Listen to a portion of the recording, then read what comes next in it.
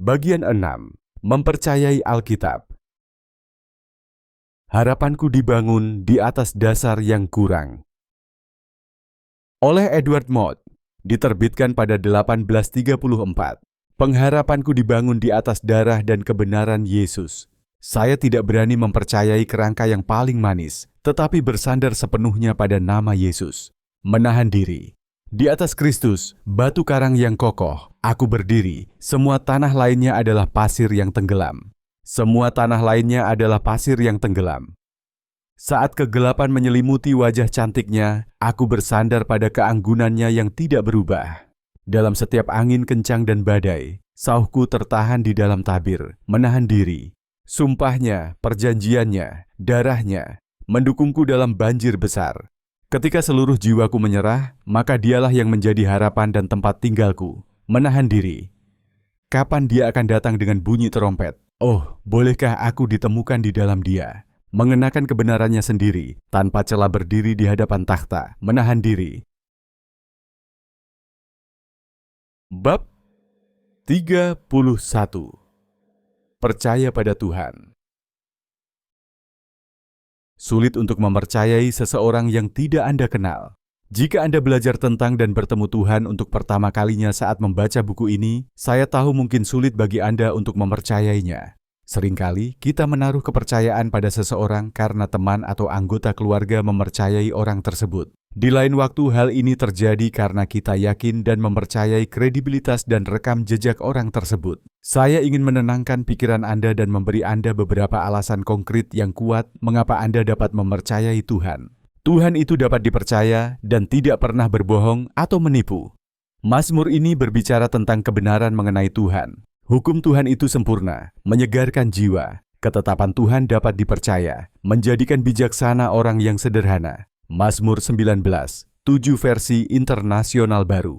Karena firman Tuhan itu benar, dan kita dapat mempercayai segala sesuatu yang dilakukannya. Mazmur 33, 4 terjemahan hidup baru. Kerajaanmu adalah kerajaan yang kekal, dan kekuasaanmu bertahan dari generasi ke generasi.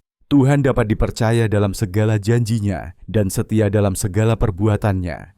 Mazmur 145, 13 versi internasional baru.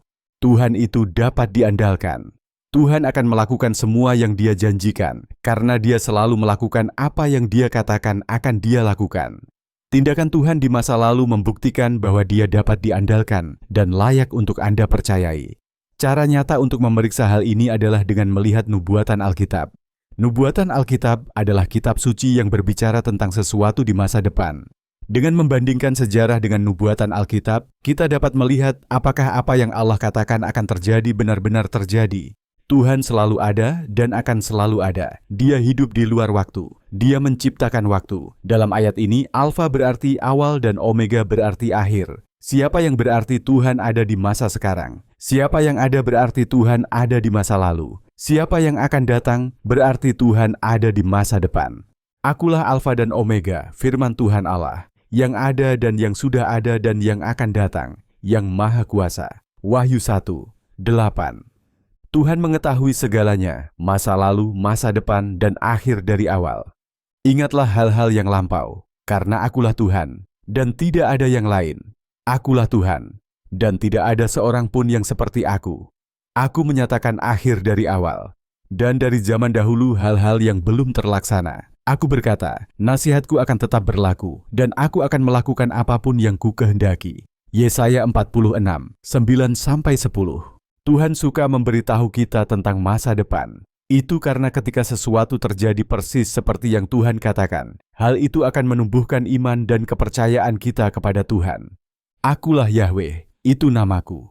Aku tidak akan memberikan kemuliaanku kepada orang lain, dan pujianku tidak akan diberikan kepada patung yang terukir. Sesungguhnya yang lama telah terjadi, dan aku memberitakan yang baru. Saya menceritakannya kepada Anda sebelum hal itu muncul. Yesaya 42, 8-9. Hampir sepertiga isi Alkitab bersifat profetik. Artinya peristiwa-peristiwa itu telah ditulis sebelum terjadinya. Saya rasa Anda setuju dengan saya bahwa nubuatan tidak ada gunanya jika tidak spesifik. Kalau tidak, kita bisa membuat segala macam peristiwa menjadi sesuai dan menggenapi nubuatan. Alkitab penuh dengan nubuatan, jadi kita akan memeriksa beberapa di antaranya.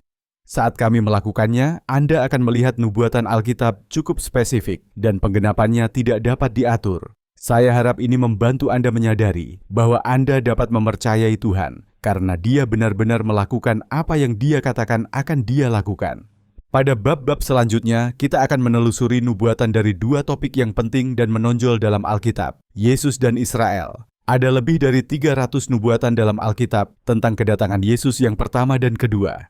Yesus sebagai sebuah topik menyumbang 4% dari isi kenabian dalam Alkitab. Ada 166 nubuatan unik tentang Israel, yang merupakan 27% dari ayat-ayat nubuatan dalam Alkitab.